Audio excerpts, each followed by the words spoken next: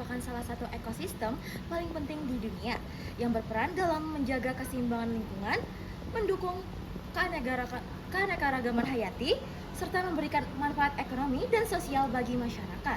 Kemudian, secara definisi secara internasional merujuk pada Konvensi Ramsar 1971 yang berbunyi daerah rawa, payau, lahan gambut atau perairan baik alami maupun buatan yang bersifat permanen atau temporer dengan air yang bersifat statis atau mengalir, serta segar, payau maupun asin, termasuk daerah perairan laut yang kedalamannya tidak melebihi 6 meter pada saat surut.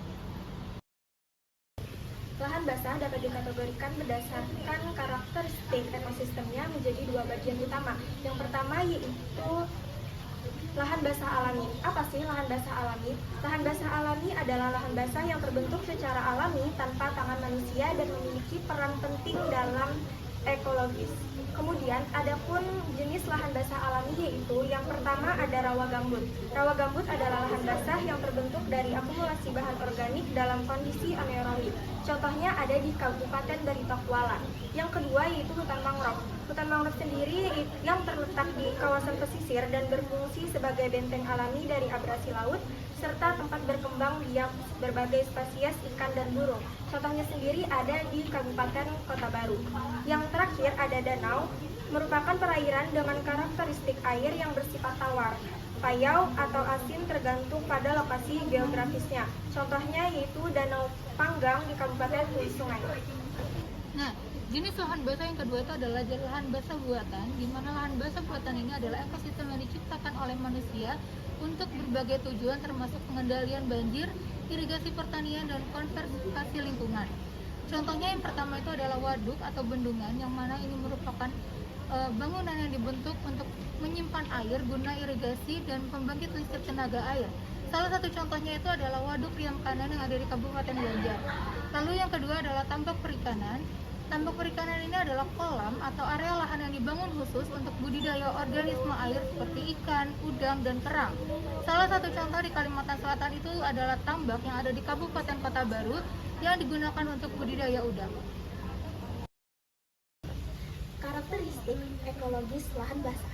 Secara ekologis, lahan basah berperan sebagai penyaring alami yang membantu menjaga kualitas air dengan menyerap polutan dan juga logam-logam berat dari air permukaan dengan melalui mekanisme filtrasi alami oleh vegetasi lahan basah seperti mangrove, rawa, dan juga gambut.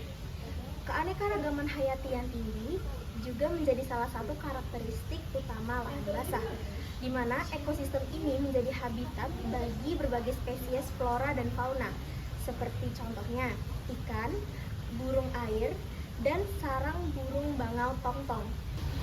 Karakteristik ekonomis lahan basah. Dalam perspektif ekonomi, lahan basah memiliki nilai ekonomi yang sangat tinggi, di mana masyarakat sekitar lahan basah biasanya memanfaatkan sumber daya alam yang tersedia, sebagai contoh perikanan dan pertanian. AMDAL adalah singkatan dari analisis mengenai dampak lingkungan. Ini adalah studi yang mendalam untuk mengkaji dampak penting untuk proyek besar terhadap lingkungan. Mengapa dikatakan penting? AMDAL ini membantu kita dalam memahami potensi resiko dan dampak suatu proyek terhadap lingkungan.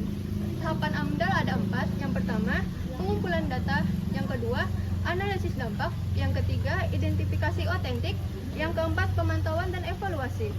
AMDAL juga dilihat dari segi aspek seperti ekologi, sosial, hukum, dan implementasi untuk pembangunan yang berkelanjutan. Jadi, dampaknya dipertimbangkan secara menyeluruh. Nah, kalau UKL dan UPL ini untuk proyek yang dampaknya dianggap tidak terlalu besar. UKL adalah upaya pengelolaan lingkungan dan UPL adalah upaya pemantauan lingkungan. UKL dan UPL ini lebih sederhana dari AMDAL. Tujuannya adalah untuk memastikan proyek tetap ramah lingkungan meskipun skalanya kecil.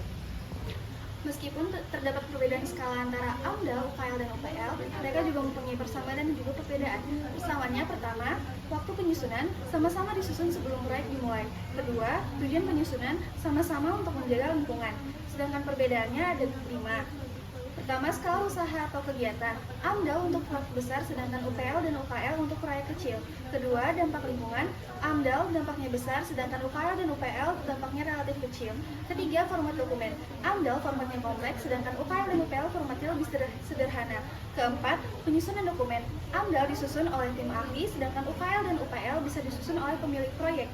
Kelima, mekanisme penyusunan dokumen. AMDAL melibatkan konsultasi publik, sedangkan UKL atau UPL tidak selalu melibatkan konsultasi publik. Selanjutnya ada SPPL yang merupakan singkatan dari Surat Pernyataan Kesanggupan Pengelolaan dan Pemantauan Lingkungan Hidup, yaitu sebuah dokumen pernyataan dari penanggung jawab usaha dan atau kegiatan yang menunjukkan kesanggupan untuk melakukan pengelolaan dan pemantauan dampak lingkungan dari usahanya, terutama bagi kegiatan yang tidak termasuk kategori wajib AMDAL atau UKL-UPL. SPPL ini diperuntukkan untuk usaha kecil seperti bengkel, warung, dan lain sebagainya.